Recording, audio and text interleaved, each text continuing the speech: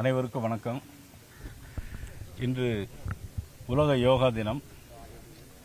உலக யோகா தினத்தை உலகத்திற்கே வழிகாட்டியாக விஸ்வகுருவாக இருக்கிற இந்தியா 2015ஆம் ஆண்டு முதலாக ஐநா சபையில் நமது மதிப்புக்குரிய பாரத பிரதமர் அவர்கள் ஐநா சபையில் அறிமுகப்படுத்தி அதனைத் தொடர்ந்து இப்பொழுது ஒவ்வொரு ஆண்டும் இந்த 21ஆம் தேதி யோகா தினம் கொண்டாடி வரப்படுகிறது.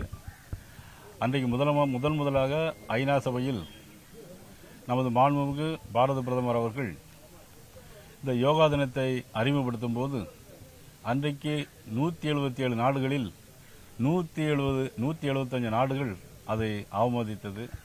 மிகப்பெரிய வரலாறு அது. அதனைத் தொடர்ந்து இன்றும் நாம் கொண்டாடி கொண்டிருக்கிறோம். அதிலும் குறிப்பாக அந்த 175 நாடுகளில் 50 அரேபிய நாடுகள், அரபு நாடுகள் அதை ஆதரித்தது என்று சொன்னால் மாண்புமிகு பாரத பிரதமர் நரேந்திர மோடியுடைய பெருமையும் அவருடைய திறமையும் தான் காரணம். 2015ஆம் ஆண்டு முதலாக அறிமுகப்படுத்தும் போது அதை harmony, world peace and harmony என்று அறிவித்தார்கள். இன்றைக்கு இந்த ஆண்டு இந்த யோகா தினத்தை அவர்கள் ஒன் எர்த் ஒன் லைஃப், அதாவது ஒரு உலகம் ஒரு வாழ்வு என்று சொல்லியிருக்கிறார்கள். அதாவது உலகம் அமைதியாக இருக்க வேண்டும், நாமும் நல்ல ஆரோக்கியமாக வாழ வேண்டும் என்பதற்காக இந்த யோகா கொண்டாடப்படுகிறது.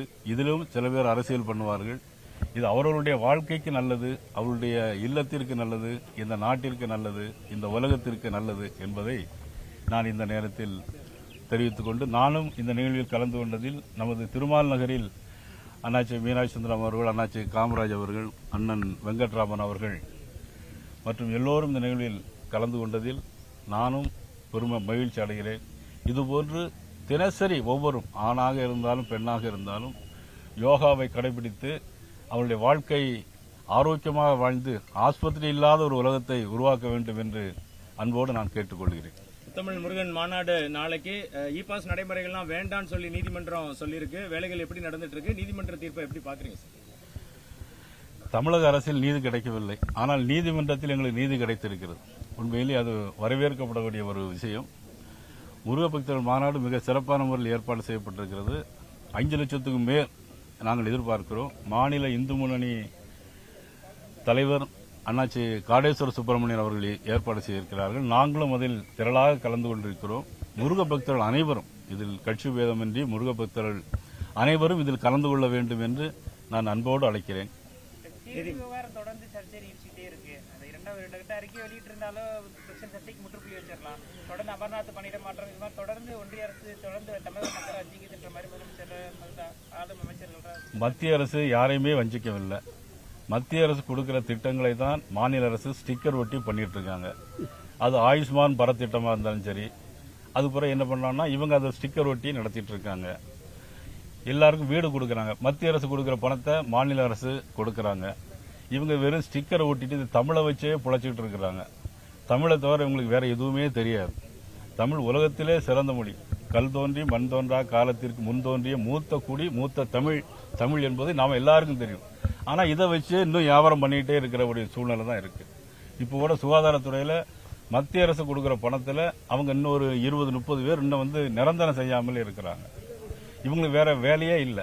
5 வருஷம் முடிய போது 2500 முகாமிலிருந்து 12 லட்சம் மனுக்கள் வந்தது, எல்லாம் தீர்வு கண்டோன்னு சொல்றாங்க. இன்னும் இந்த பார்க் எப்படி இருக்கு பாத்தீங்களா? மாநகராட்சியில மத்திய அரசு கொடுத்தது திருநெல்வேலி மாநகராட்சிக்கு 900 கோடி ரூபாய் கொடுத்திருக்காங்க. இந்த பார்க் எப்படி இருக்கு பாத்தீங்களா? இதுதான் மத்திய அரசு. வெறும் கீழடியை வச்சே பேசிட்டு இருக்காங்க. மத்திய அரசு தான் இன்னைக்கு எல்லா இடத்துலயும் சரி.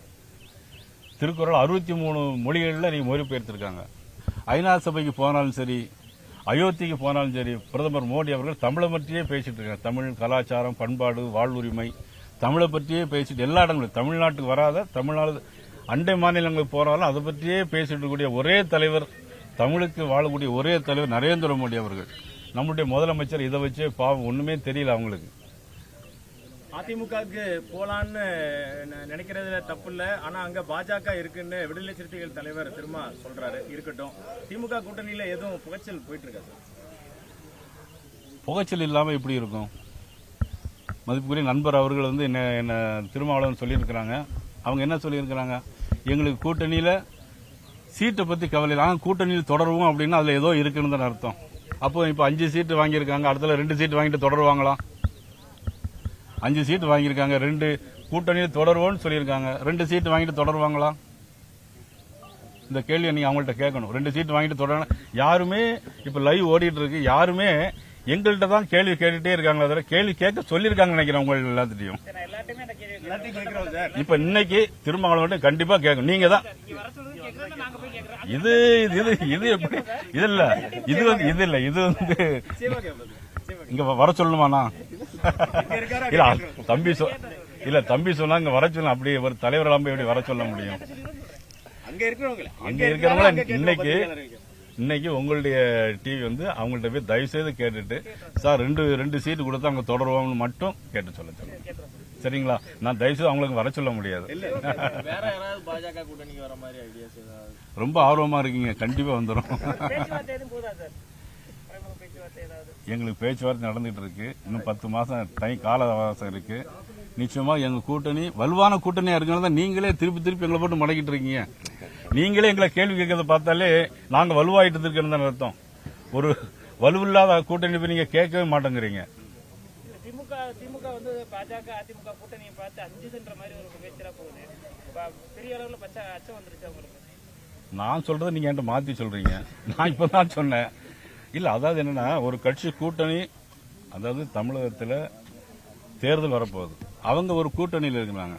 அவங்க மக்களுக்கு நான் 4 வருஷத்துல 4 இது பண்ணியிருக்கிறோம், எங்களுடைய தேர்தல் அறிக்கையில சொல்லியிருக்கிறோம், எங்களுடைய தேர்தல் அறிக்கையில நாங்கள் இதெல்லாம் செஞ்சிருக்கோம், இவ்வளவு பணம் மத்திய அரசு தந்தது, மாநில அரசு இவ்வளவு போட்டு பண்ணியிருக்கிறோம், மக்கள் நல திட்டங்களை சந்திச்சிருக்கோம் அப்படின்னு சொல்லி ஓட்டு கேட்டா அது நல்லது. எங்களுடைய கூட்டணி பத்தி பேசிட்டே இருக்கேன்னா இந்த புலி வருது எல்லாரும் ஏமால வந்து படுத்துடுங்கன்னு சொல்ற மாதிரி எல்லாம் இருக்குது. நேற்று மதுரையில பேசும்போது இனிமே தமிழ்நாட்டுக்கு உள்துறை அமைச்சர் அமித்ஷா அடிக்கடி வருவாருன்னு சொன்னீங்க. பிரதமர் மோடிஜி எப்போ வருவாங்க? அது குறித்த தகவல்களுக்கு.